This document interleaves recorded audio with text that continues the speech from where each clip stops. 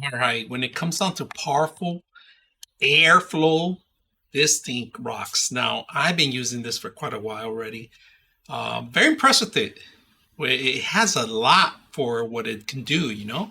So I like one of the best things about it is just removing the nozzle. But right now, if you guys notice, it is dirty because it sucks a lot of air. So wherever you're going to be blowing air, it's going to cycle back in here.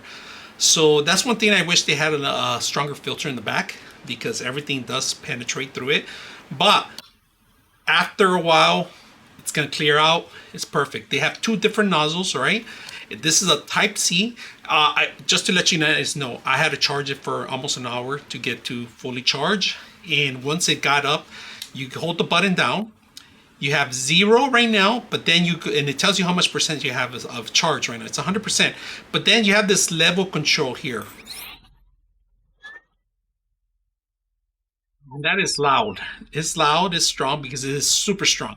It's as strong as the actual propel airplane, RC airplane. That's pretty much it is. It's probably using the same motors as it is. Very strong, very powerful, and you can see pretty much anything around it flow away.